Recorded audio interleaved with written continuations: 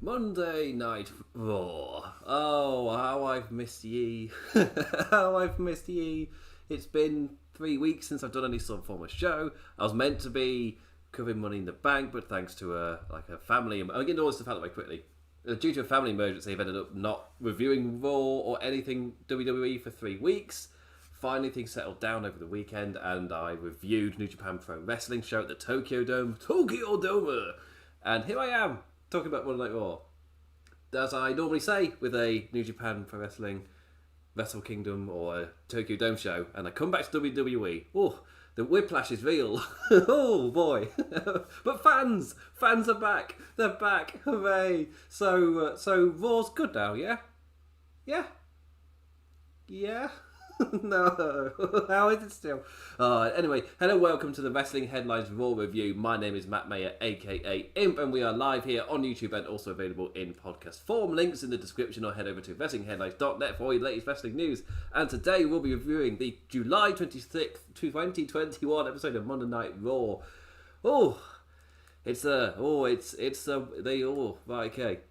So I didn't review Raw again for the past. I haven't done one of these for 3 weeks, so that means I've missed the last two. I say missed. I did watch them, but I wasn't writing notes. I was preoccupied, so you would say I wasn't paying 100% attention either. However, we get to the fan era, and I was watching the Thunderdome era. I was like, right, I wouldn't be surprised if we get diddly squat until we get to the fans era, and in the fans era, there will be direction for things. Because I want to hit the ground running in this fan era. However, I definitely did the wrestling fan bubble thing. The thing that I know that I definitely did was I saw what AEW were doing. And my reaction was, they are on a hot streak right now, creatively. Product-wise, they are a hot product. You're seeing it, they're going up in the ratings as well. Just as a nice sign that those who are watching aren't particularly leaving. They are drawing in new fans as a company. And if they're able to consistently be over 1 million, I don't think they will be this week because of the Olympics. This is a massive tangent.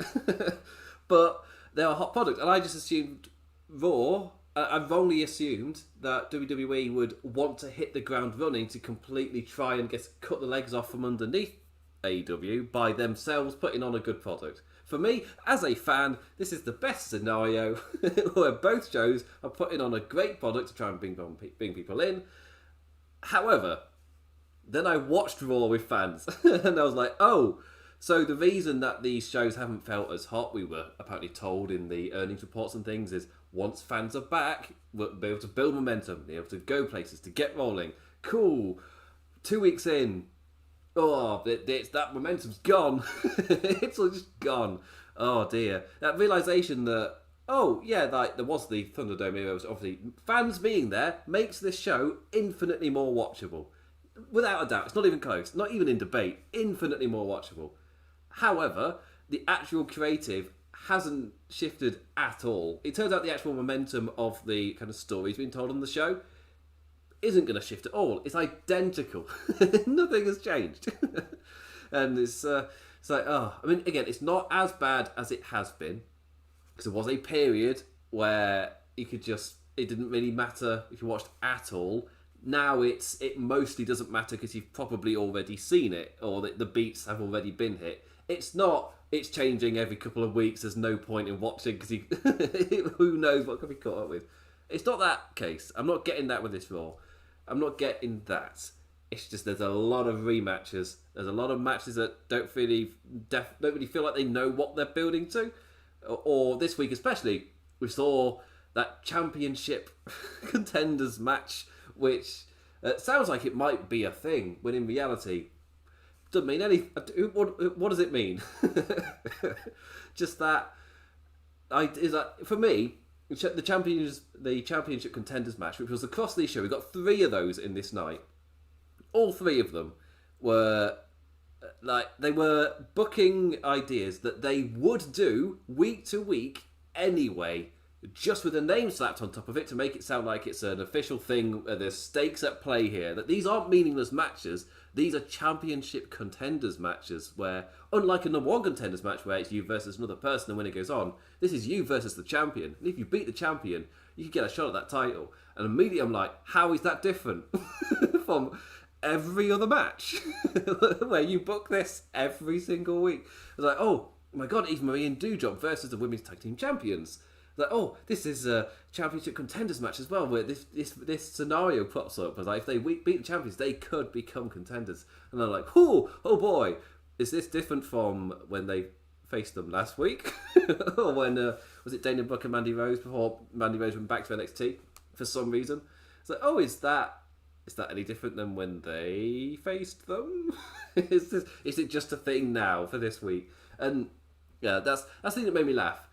It's the exact same booking. It's not different at all, but it feels like it senses that feeling that they need to put stakes on the show. Because Raw, as it was very skippable. So maybe it's an attempt to make it not skippable. But the best way to do that is maybe change something a little bit closer to the core. Rather than exact same booking, just with a name slapped on top of a couple of matches. It's like, no. Oh, no. But anyway, the main part of this week's show, bookending the show, was the Raw Women's Championship. So, positive that in WWE isn't seen as an abnormal thing. It's totally within the realms of it's just normal, it's accepted. It doesn't feel like it's, oh, look at us doing this special thing where the women are main eventing. Like, no, the women main event the show because they feel like they deservedly are in that role. Like Charlotte Flair, for me, legit feels like the biggest star Raw have. And I do mean that as a slight on the men's division because the Raw women's division is booked like crap. But Charlotte Flair feels like their biggest deal for me, and yes, that includes a lot of the kind of strong booking that she gets, the favourable booking to keep her in that strong position, but they're doing it with somebody. Like, you have to, like with Roman Reigns over on SmackDown, one of the reasons he feels so hot is he's got that consistency. And I guess case in point, Karrion Kross, report was he was initially meant to lose again. It's like, yes, because that's how you get over new acts, is to beat your first impression to be that they lose. They're a loser. Like, oh, come on. But yeah, it's bookend of the show. That's a positive. I'm just going to say that. And it's great. It's great that it's not abnormal at all. It's just a thing that can easily happen without you batting an eyelid as, oh, this is out the realm of normality. No, it's not. Yeah, modern day WWE has absolutely nailed women could main event at any moment, and you don't think anything of it. Yes, because they are main eventers on that level. They've done it. They've nailed it. Thumbs up.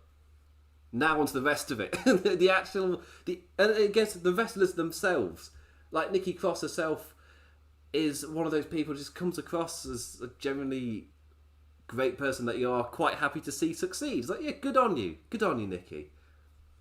Your character doesn't do anything for me, but good for you. And when I say that the Raw Women's Division is booked like crap, I'm not kidding. Like, throughout the Thunderdome era, it kind of railed a bit. Like Sasha Banks and Bayley in 2020 did an absolutely amazing job of just carrying both shows, really. Never mind just the division, just both shows. And Asuka and Kairi Sane were incredible dance partners as well. And then we got to 2021. And SmackDown again, Sasha Banks, Bayley, they got Bianca Belair over there. There's a bit of weird repetition with a lot of segments that kind of feel flat, but there's substance. Over on Raw, oh my days. When they didn't have Charlotte Flair, that was when it was at its peak worst, where Asuka was champion, didn't really have any contenders, really, so it's just existing. She made like 2 defenses, and they were both against people who would never beat her, and they were both DQ, and they're both DQ wins for Asuka, and they were both like parts of other people's feuds, so she was like nothing to do with it. I think it was like Lana and Alexa Bliss. For me, that's the absolute rock bottom that they hit during the Thunderdome era. Charlotte Flair came back, they put in some effort. Rhea Ripley came along as well after the Rumble, or in time for WrestleMania, so there was something there. But overall, including the different segments that there are, the Raw Women's Division, I don't get what the booking is. But as in, it screams, just make up a plan. Like, have a direction, know where you're going with something here. and it's just floating about. The worst part is easily the tag team scene. The women's tag team scene is just endlessly spinning wheels, going nowhere. That is the division. It's the absolute gutter. However, they at least put in some effort with the Raw Women's Championship, but maybe Charlotte Flair, and you got an awesome match between Asuka and Rhea Ripley, and now Charlotte Flair and Ripley are building great chemistry. However, the division is so thin, and there's so nothing outside of these top contenders that when Ripley and Charlotte Flair kind of exhausted going against each other, there is nobody else. Like, the only one I can think of is Alexa Bliss, but that's because she's a bigger name, not because she would slot in as a contender, because she wouldn't really. As in, the case in point, it's lovely for Becky, she's getting those chants, but it proves the case in point. She's been gone for over a year now. It was Money in the Bank. It was at WrestleMania last year. So it's a year and 3 months since she was last on TV. And she is the most over person on the roster. After not being seen for over a year. Nobody else has gotten anywhere near her. Apparently Ripley's been received well at house shows, so that's quite a strong testament to her. But the women themselves, the wrestlers themselves, are really strong. This is the case across all of Raw, all of WWE really. The wrestlers themselves are fantastic. Hoarding that talent, a couple of years ago as well, has stockpiled incredible talent to use. The wrestlers are really of a really high level. But none of that matters when what they are given and how they are produced is like this. So, to open the show, did bookend it, we had Nikki ASH, almost a superhero, which I'm way too proud of what I used for the title of this video. I was trying to think, what can I use for like ASH? Is there anything there? I was like, this Raw's been pretty crap. And it just jumped at me. Raw. Almost a shithouse. And that's just, it screams out to me. Because I feel like we're not rock bottom. But I just wanted to get across that, yeah, it could be worse. But Raw to me proved this week that they could almost be completely shit. There, at that point, and that's a reference to a line Nikki Cross says late in the night. But we opened up with the new Raw Women's Championship after last week she cashed in Money in the Bank to become champion. And the crowd, I was told, was raucous. I was just told by commentary this was a raucous crowd. And they politely golf clapped with polite reactions to the new champion and her generic victory dialogue before getting to her character line. It's like, it worked for me, it can work for you. We can all be almost superheroes. Cue polite response to the goodie. Hey! And how much of it pipes in? Don't know. Apparently the response hasn't been that great. But if you got you deserve it chance, but that means nothing. That chant is empty now. It's good fuel for the heels. A heel can point that out and be like, he's so right. He's such a good guy, that Miz. I think Miz has already done it, actually. It's like, MJ's fantastic pointing that out. It's like, yeah, it's some of the most blatant. It's like, yeah, it means absolutely nothing to get that chant. I mean, maybe to the wrestler themselves, like, it's good to hear that. Yeah, but when every new champion gets it, it kind of loses its cool a bit. Although, that said, the line, like this butterfly on my chest, the Raw Women's Division is ready for a metamorphosis. That might be one of the crappiest lines I've ever heard, and the crowd gave it nothing for a reason. Because again, as soon as I had that thought, I was like, is that the crappiest line I've heard? No, Suffering Succotash is, in the recent era, Suffering Succotash still wins it because of how cool they thought it was.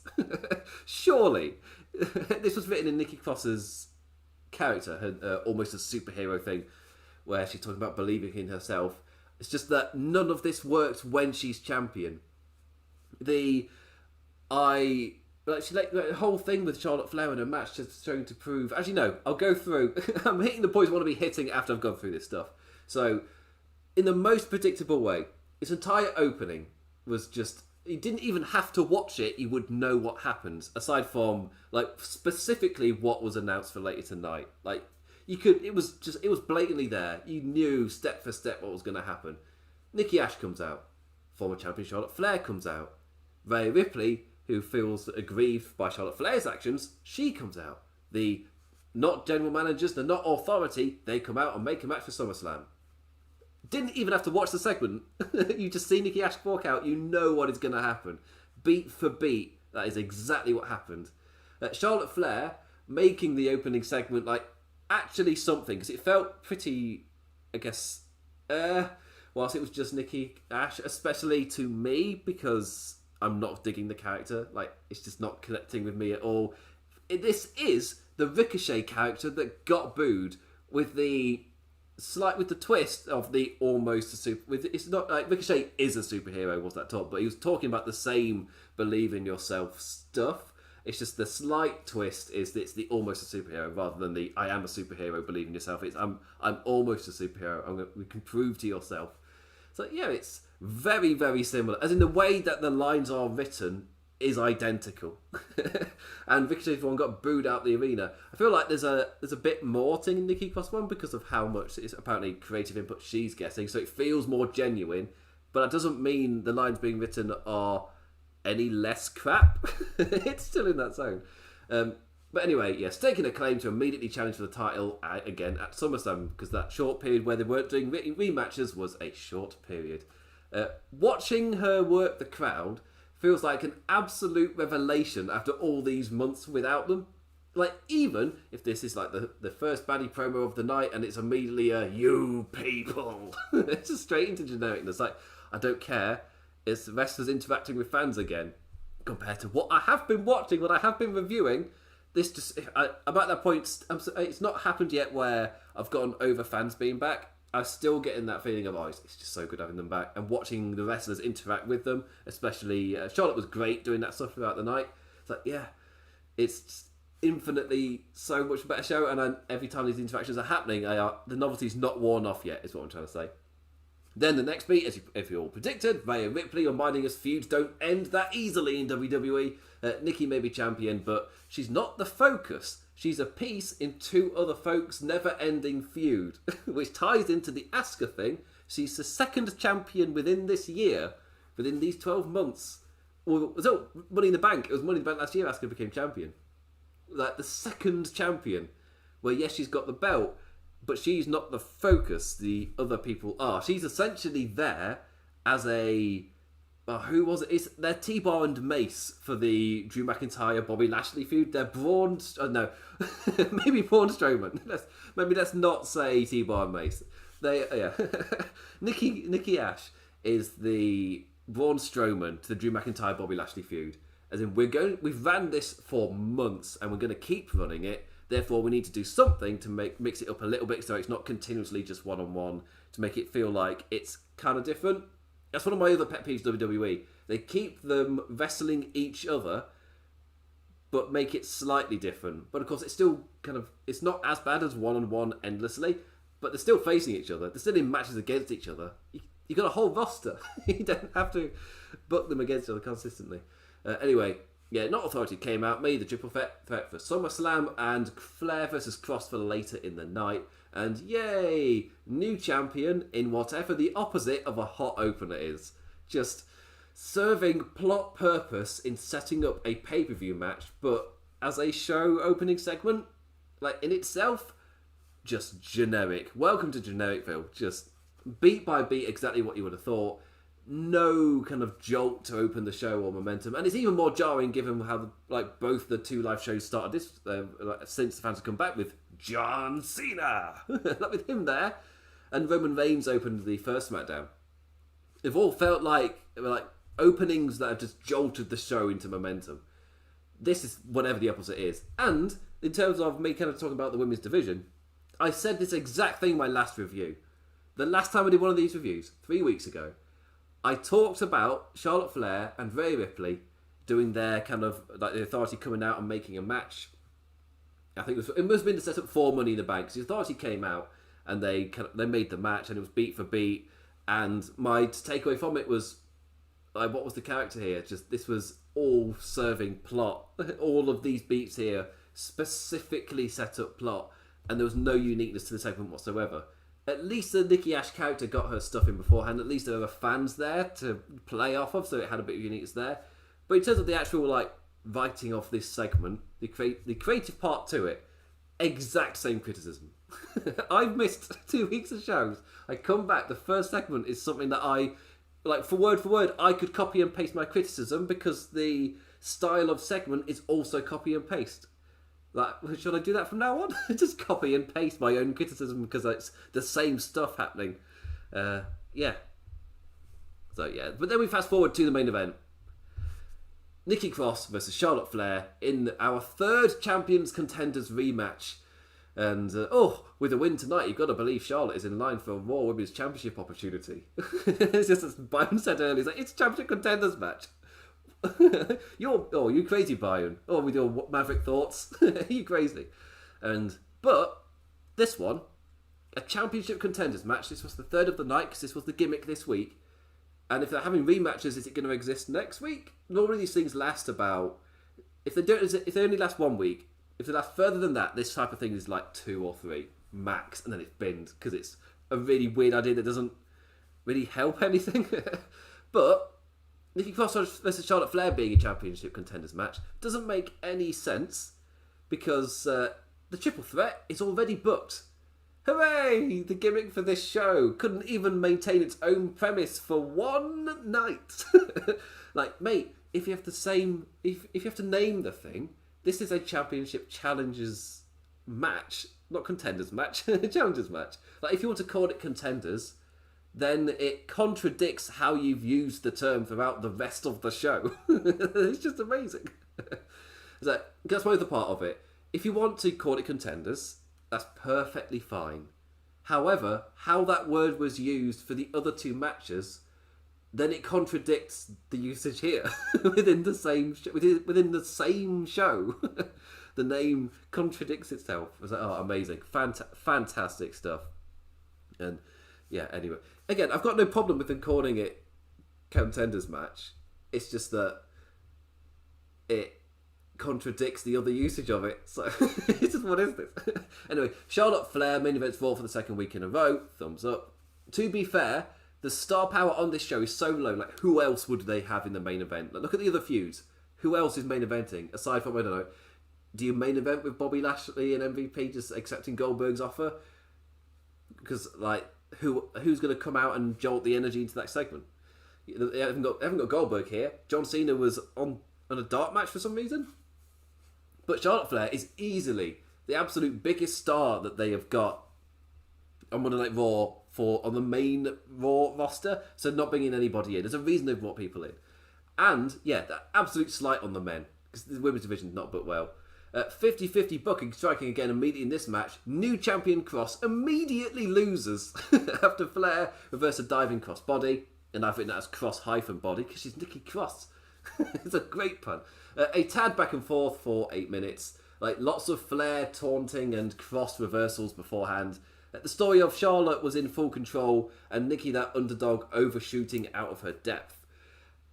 However, it doesn't click with her superhero stuff. But that hits an absolute peak. Actually, this is the perfect place to talk about that. After the match, Flair runs her confidence to the interviewer. Nikki, the almost superhero, is positive as she proved she could almost beat Flair. That's not exactly enamouring champion talk. Not exactly. Challenging Flair to a rematch, because of course she does. It's Monday night. Before getting beaten up by Charlotte to end the show. And it's just that her whole thing is positive, just like proving that she is not a superhero. She's almost a superhero. If only she could prove to herself and the WWE universe, just to build up that confidence that she is the champion. So not champion, that she is a superhero. The issue is that she's the champion. That's the main issue with this. All of that character work doesn't work if they're the champion, because the story there is in terms of if she had to prove herself as the champion because she doesn't feel like that she's worthy of the position yet. That means that she is an unworthy champion, and it comes across here. And then she's got a lot of fluke victories going up to Money in the Bank to build her as this entity, kind of. It's what when people said that she was kind of a like lower level, newer, slightly comedic-y thing. The comedicness is more the outfit, I guess. It's a little bit silly. However, in terms of why she's dressed like that, she has given us reason. However, all of her wins have been like fluky, sudden like surprises that have ended in celebration. She hasn't convincingly won anything, and even at Money in the Bank, that was kind of played into there. So the actions aren't matching the words. The actions are telling us of a kind of wrestler who is fluking her way up the ladder and now is at the peak as champion. But the actual words she's saying are all about proving yourself. If I could only just prove to myself that I have got the confidence to do this. To which immediately I'm just like, why the hell did this character cash in Money in the Bank immediately? Everything about this character screams that she holds on to that case because she's not got that confidence. She doesn't believe... She's not proved to herself that she's a superhero yet. She's not there yet. So her immediately cashing in the briefcase... It's just... That's because that's what they do. But yeah, but what about this specific character? That's another thing with Raw. Like, so, I guess it's WWE actually overall. There's a lot of actions that happen because that's how their stories are told. I use stories loosely. That's how their arcs happen. However, there's no regard for the specific character that's doing the thing, which is often why things don't feel unique. They feel like, oh, this is the beat that you do to get to this bit.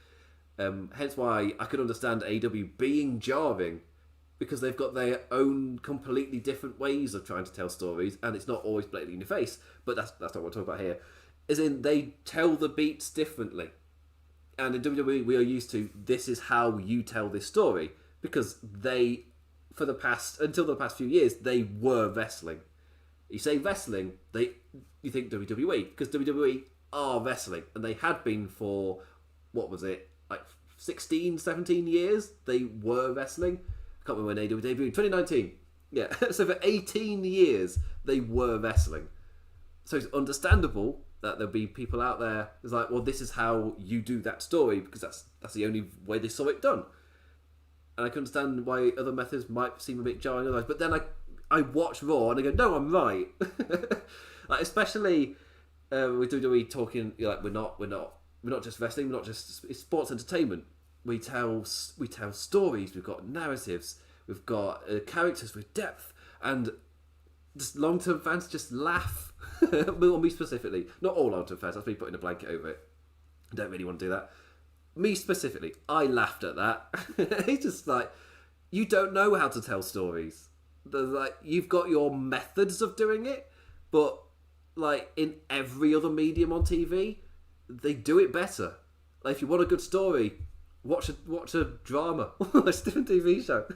The way WWE tells their stories is crap. And now you've got AEW, who essentially are a wrestling company telling stories better, having character arcs kind of last. It's similar to the New Japan idea where their character arcs last their careers, and rather than like if one beat happens, you don't immediately forget it and move on. It carries through. Like, the fans have memories, and it plays off of fans remembering things, especially in the social media age. This is something that Marvel have picked up on.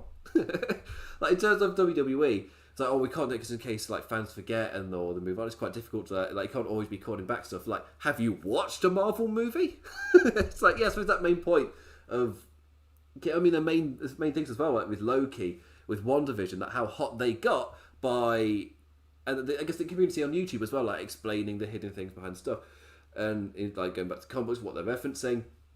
It's like this whole industry. That's probably like a smaller bubble, but like people do remember these things. And like Marvel on a mainstream level have proved you can have this entity that's multiple years long and the fans will remember. And WWE haven't learned that lesson yet. Or it's like they sometimes will hint that we remember, but then the actual writing of the show, it's not there. And I feel like it's a key difference between AEW and WWE. And these are all things WWE can do in their own style of writing. I'm not saying this as a... here he is again being an AEW mark. It's like, no, these are all things WWE can do tomorrow, but they choose not to. It's a weird one. I don't get it. I really don't get it. There's a lot of choices just kind of seemingly done in spite to get a certain reaction to create a certain moment. But like Nikki Cross last week, catching that in, that was a moment. However, it doesn't serve her character at all. So if WWE is the land of moments, then congratulations. If you watch WWE for those moments, you got one last week with Nikki Cross becoming the Raw Women's Champion. But however, the character part of it isn't being served. And long term, that you're gonna see it in the SummerSlam match, where Nikki Ash is just gonna, or ASH, she's just gonna feel like a nothing entity, even though she's champion. When going across against Ripley and Flair, they're the real feud here. She's a nothing thing. Yeah. Anyway, I need to move on. I spent way too long on that. It's half past. I knew because I felt rusty. I felt like I didn't what is the mindset I get into to do these shows? It's been so long. But I knew I'd ramble. Anyway, splash through the rest of the show. I have written notes on them. So the United States Championship Contenders match number 1. Sheamus versus Damien Priest. I've got too much into that. Reverse. Call Holly Valance. Holly. So, yeah, Sheamus versus Damien Priest in a United States Championship Contenders match. The new thing for tonight, matches against the champions being classed as Championship Contenders matches, I guess as a way trying to give gravitas to the kind of a match that they have been booking for years anyway. This is... Oh, yeah. Oh, and this is the first... It's when we heard it. Byron saying, oh, man, if Priest can get a win tonight, you've got to believe that he'll be in line for United States Championship opportunity. And I'm just like, oh... What, in the United States Championship Contenders match? Oh, you madman, Byron. You madman. It's like, the fighting for the commentators is sometimes, it's in the shit house. In the shit house. The rest of it. A perfectly fine match. I get when the wrestlers are allowed to go out and do their stuff, unsurprisingly, it bangs. A great bit. There were lots of little notes in this match that I loved. It's fantastic to see Sheamus get to have these kind of matches in front of fans as well. But a great little bit with Priest kicking the mask off the Irishman to a great pop, which led to an awesome near fall after Sheamus climbed to the top in a panic to quickly try and win the match, but got caught and mighty chokeslammed while standing on the top rope. It's like, that was fantastic. Quickly running into a great strong back and forth run of strikes and another strong near fall, which is our finisher setup for the champion. But Priest beats it, rolling to the apron for a kerfuffle, and shortly after caught Sheamus in the Reckoning. A really strong match, and I was watching it just thinking, this is like the best that Damien Priest has looked in a while. And you know what? After that, you've got to believe that Priest is in line for the United States Championship opportunity. It's just, dear, you got to believe it. Speaking of opportunities, we've got a Raw Tag Team Championship rematch. It's Monday night. It's rematch time, and my favourite part about this was last week when we were going into the main event rematch of Charlotte Flair versus Rhea Ripley. They announced the rematch of the Raw Tag Team Championships. I just loved that. It was no sense of irony or anything. Just before we get into this rematch, we've got to announce the next week there is going to be a rematch, and they did the reverse this week. They gave us Charlotte. I mean, it wasn't a rematch in Flair versus Nikki Cross versus Charlotte Flair. Although technically, does cashing in Money in the Bank count? I'm willing to let it slide. That's picking up fine hairs. It's not quite worth it. But with Charlotte Flair, Nikki Cross, then immediately afterwards, like the hook for next week is we are getting a rematch. When the hook before the main event last week was, we are getting a rematch. It's like, no sense of self-awareness with it. It's amazing. Anyway, surely, all of this is an awful tact in audience retention. Like the opposite of a must-see show, as you've likely already seen it before. I don't understand it. In modern-day WWE style, the wrestling itself is done by some top-notch wrestlers, like having ourselves a decent little wrestle. The Vikings with a barrel full of tactics trying to adapt to a dynamic of the tag champs. And by a barrel full of tactics, I mean loads of different ways to keep the big man from doing big man things. Doing everything they can to keep him at bay. Ultimately, they failed. Twitter reminded me AJ Styles is 44 years old as he hits a 450 like a man half his age. It's like, I can't do a forward roll. And he's out there doing that. Like, amazing. Anyway, Drew McIntyre versus Veer was up next with Jinder Mahal and Man in Suit. And again, another little detail. Drew's entrance, that's what he does. He stabs the sword in.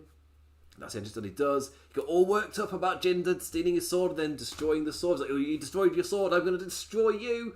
And he comes out this week. He's just got a new sword. Feud over. Not a problem. Turns out he's doing all right. He can just buy a new one. End of. It's like, oh, well, here I was thinking we were in for like a multi-month thing. And no, he just bought a new sword. Just avoided all of it. Amazing. Maher introduces Man in Suit as an attorney to sue Drew for chewing up Shanky with a chair last week. And of course, Drew refuses the alternative of an apology. Wrestler playing off the crowd strikes again. And in these moments, I don't care if the show is a bit crap. Like, having fans back feels so amazing.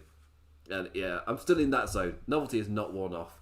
The Scott getting a Drew is going to kill you chant going to lead into his big boy bout. A decent Star versus Lackey match. Via with more offense than you'd expect.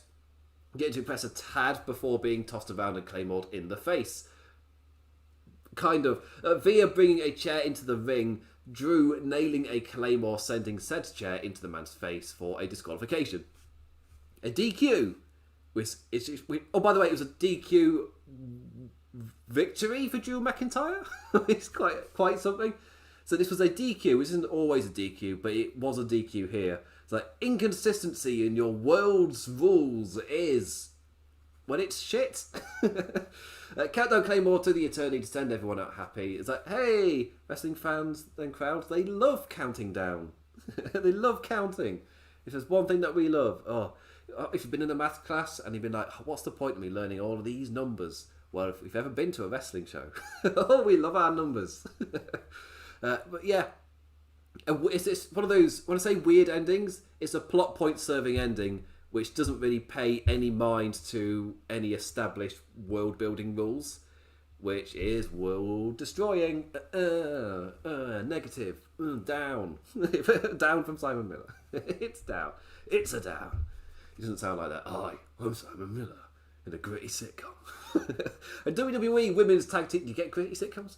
WWE Women's Tag Team Championship Contenders match. Natalya and Tamina versus Eva Marie and Doudrop. And oh yay! It's one of those prestigious Championship Contenders matches. Oh man, I love this completely fresh, unique style of booking that's completely new in spite of it being exactly how WWE've been booking anyway, with a name slapped on it. Oh, it's so fresh. Unfortunately, Natty, suffering a potentially serious ankle injury a minute in, halted whatever plans of momentum this match had. The Viper display, we did get to see it as we saw her amazing wrestles before Eva's incredibly shit pin cover. So my immediate thought is, if this is on purpose, this is amazing. If it isn't on purpose, this is god awfully bad. They're the two sides for the Eva Marie kind of way that she's wrestling here. It's like, if it's just a little thing, and I was just like, oh my word, I don't normally pick up on this sort of thing. I'm happily ignorant when it comes to the kind of tiny little beats and way you do things in wrestling. If something's a little off, I don't normally mind. I don't really care for... Botchers don't de-immerse me from anything. I can have a little chuckle and I can carry on. It's perfectly fine. This stuck out on me like a sore thumb. And I was like, if this pin cover is on purpose, then I absolutely love it because of how much it will piss people off because of how bad it looked.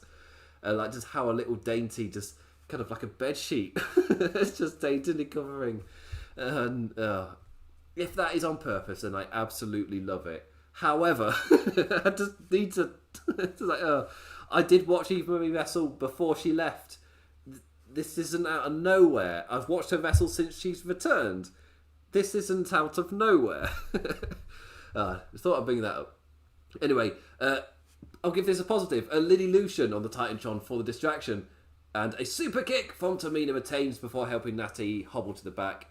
It's one of those where, wouldn't a Doudrop easily just have remained strong and kind of won that for her? Does it make sense for Doudrop to not get involved? But my take on it is, injury happened, whatever story they had planned. This is like a quick fix. Whatever they're doing here, they're hoping that the distraction is enough to kind of make you forget that Doudrop was on a kind of momentum roll. That's absolutely fine given what happened. Absolutely fine. No qualms whatsoever. Keith Lee versus Karrion Kross. Speaking of qualms, let's get into it. This did not go down well on... It's one of those that's generated conversation on Twitter of, I guess, two lower down the card guys facing each other, and obviously one losing isn't great, but the other one winning is stronger. I saw somebody bring up the example of over the IC title when it was Rock and Stone Cold, both two guys with momentum building up. To which I say, you're comparing somebody like a championship match. Yes, they were kind of slower down the card at that point. A championship match between two rising stars compared to a guy who lost on his debut this week and apparently was originally planned to also lose again this week with a guy who's been off for months.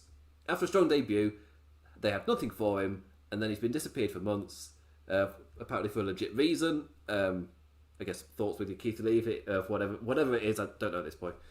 And then he's back here, loses on his return. Yes, against the WWE champion, but he did lose, and then loses again here to Karrion Kross. These are not the same things you're comparing, my friend. These are not the same things. These are two acts who have just returned and kind of need to get the kind of rolling on the tracks. And Keith Lee kind of losing like this. He got a big return, then he's immediately putting over Karrion Kross. Is he leaving?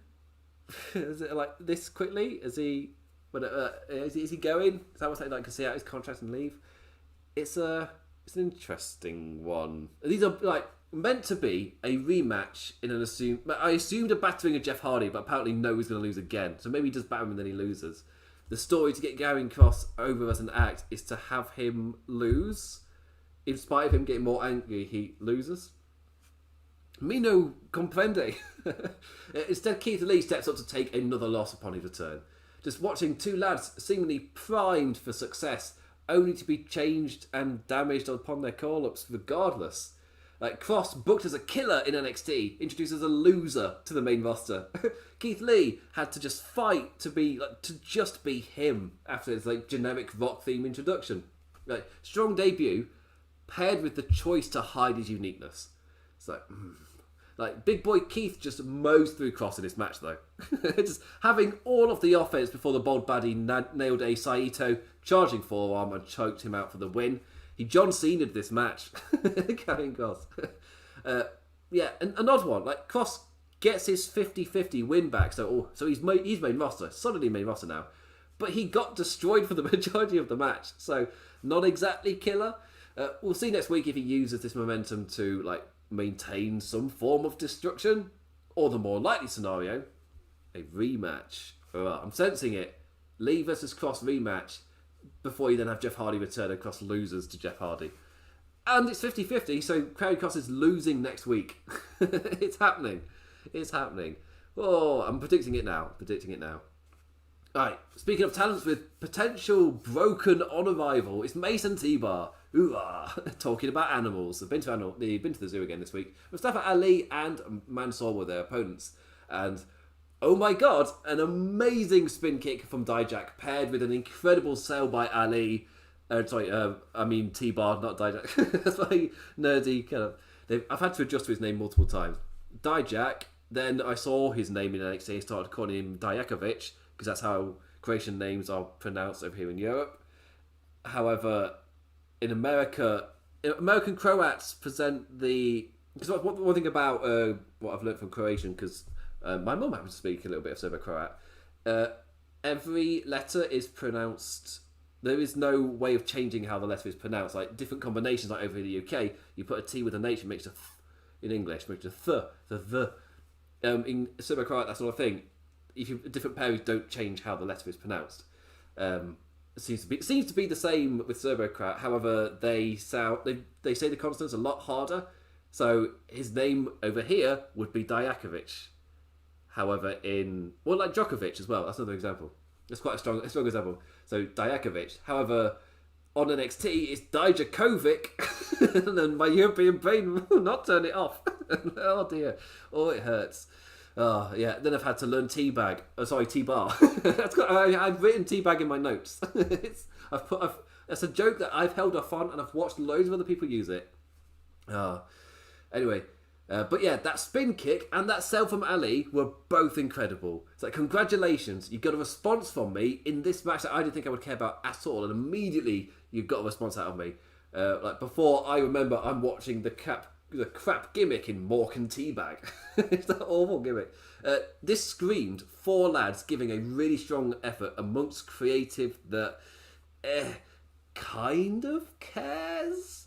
Ali and Dijakovic with some magic chemistry whenever they did anything together. It's like, it's not a pairing that I thought I'd need, but I absolutely love it. Like, next week, it's Raw, give me Rematch City, because this is Raw. Give me T-Bar versus Mustafa Ali, because they were fantastic together. Give them, just like this here, as in this isn't me going, I would purposely like to see this. I'd like to see them get more time, because I saw what they had to offer this mini moment. It's like, that was fantastic. However, knowing it's Raw, they'll give them 2-3 minutes and a crappy finish. So, but just do that. Just give them like no time to spare anything. That atmosphere of kind of cares. It's like we can't do what we want at WrestleMania, so we'll just do it. No one watches 205 Live. We can just have a banger there. The fact that that's what's actually a thing. It's like, no wonder the matches were fantastic. Anyway, you know what? I really enjoy the dynamic of Mustafa Ali saving his partner in anger at his naivety as well. I really enjoy the pairing of Ali and Mansoor as an actual tag team. I just assumed this would be a feud to get Mansoor over a bit more in time for the Saudi Arabia show, which seems to be confirmed for like early November, maybe late October. I mean, albeit in terms of pandemic and all of those rules, like Saudi Arabia were one of those countries to do a full-on shutdown to the the neighbouring countries and everything. They're one of those that did a full-on shutdown. So if there is a surge, I don't like WWE's chances of like actually getting into the country. That said, they'll probably open it up for the $1 billion thing. It'll be fine. And they were going to do the boxing event earlier this year if it wasn't for an injury, I thought. So yeah, but Mansoor, I've clapped on the Saudi Arabia deal before. It's quite a lot of red flags there. However, Mansoor is an absolute shining beacon in all of this. Absolutely fantastic get, and there's so much to him, and him getting to show off his like comedic chops as well. Like, again, it's very dangerous to show to Vince that you can be funny because you can get pigeonholed. You're that peg, right? You're going to be doing this forever now. But you can do that. However, dynamic between he and Mansoor is really, really strong, and the comedic kind of playing off is working really well. This might be a really fun act, guys. Like, positives, thumbs up. Mustafa Ali, as he's making this one work. But I mean, he's got the thing of Saudi Arabia. Like, if Mustafa Ali's being trusted to get Mansoor kind of over in a degree for the Saudi Arabia show, to kind of help with that, it's bloody working. It's bloody working. Anyway, WWE Champion Bobby Lashley SummerSlam answer. Goldberg returning last week in a reminder of WWE's failure in creating new star power to challenge the champion at SummerSlam. And he does move the needle, Goldberg. And I may complain, they're bringing back an older guy again. It's like, well, yeah, because they haven't created any new stars, and this is the consequence of that. Like, this is the Pro Wrestling Noah situation. They haven't created any new... That's a nerdy kind of reference point. But it's you haven't created any new stars, so you have to keep wheeling out the ones that got you popular in the first place. But you can only do that for so long. And they haven't created any new stars. The difference with WWE, obviously, is their brand is a draw.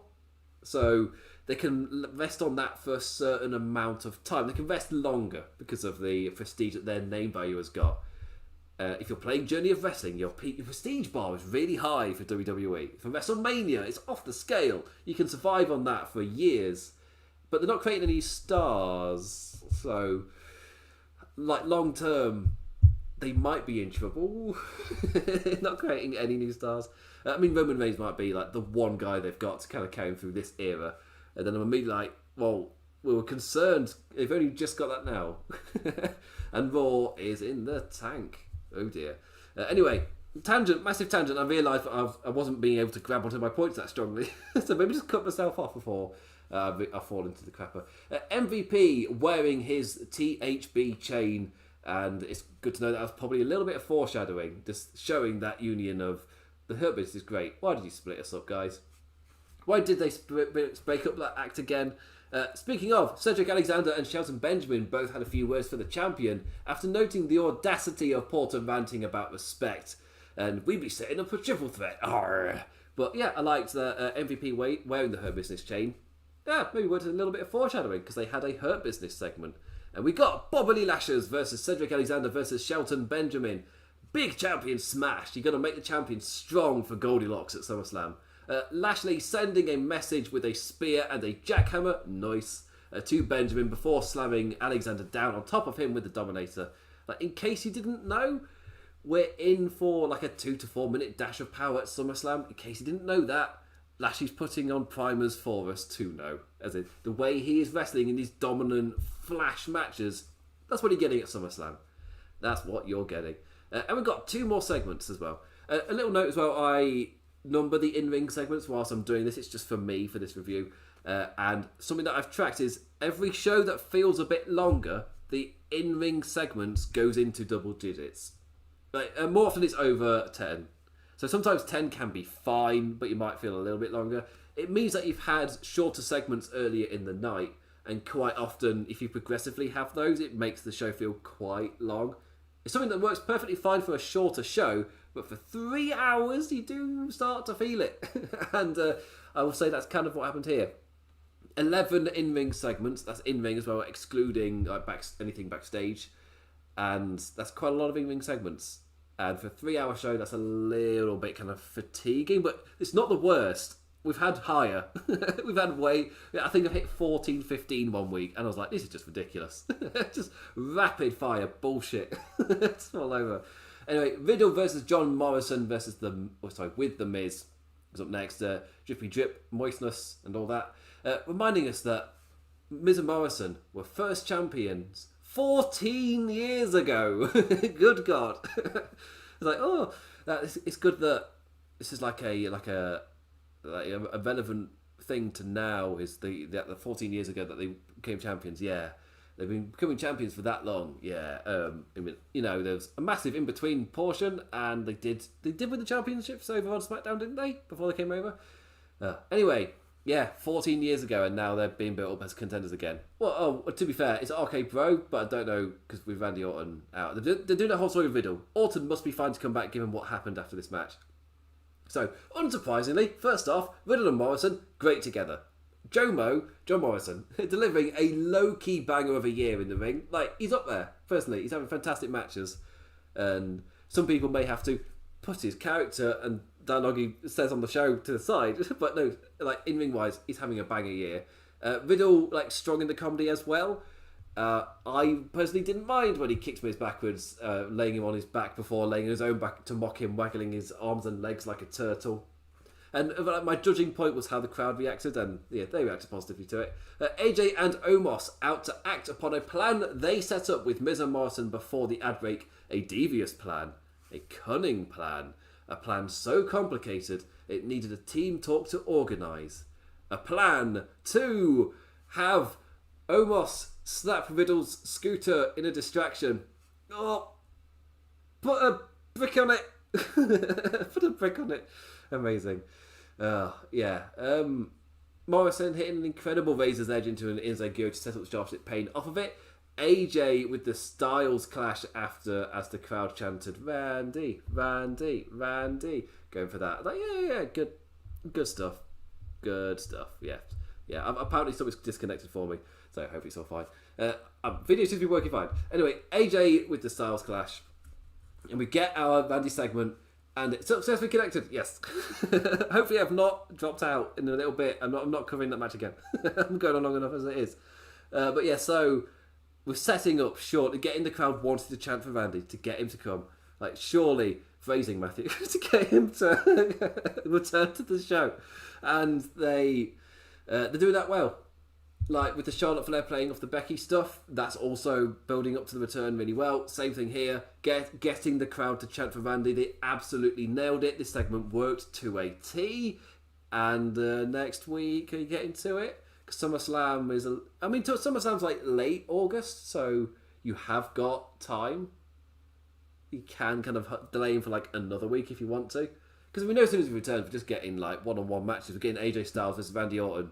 I was like, I'm fine holding that off. We don't need it. We're going to get Riddle AJ next week. It's not been announced, but it's happening, surely. Like, we don't need it. It's fine. But yeah, this was a strong match with a segment that afterwards that absolutely nailed what it was trying to do. You got it from the crowd, chanting for Randy. So good stuff. And finally, Another role that I am happy with. It's R-Truth versus the new 24/7 champion, Reginald. This is how you use Reginald. It's just... like, that jump into the ring. Damn. That jump out of the ring. Oh, wow. Like, it is the 24/7 title, though. So it's still a bit of comedy. The crowd didn't really care. They're pretty quiet. But that said, Reginald, every time he did something, got a reaction. Even if it was like silence. Ooh. Hot silence. Ooh. His jump into the ring, possibly the coolest entrance I've ever seen. In terms of like running down, doing a thing. My immediate comparison was Sin Cara, where he'd bounce off the trampoline and fly in. But here, this felt so incredibly... He did the side spin. Amazing. A side tuck and flippy... Oh, yeah. Amazing. Yeah. Reginald in 24/7 champions era place. You've got a Cirque du Soleil championship holder, and the whole thing of the gimmick is about you can lose via pinfall at any moment, but he's a Cirque du Soleil guy. Like Cirque du Reginald flying all over. Like, it's perfect for this title, this championship, and it mixes it up.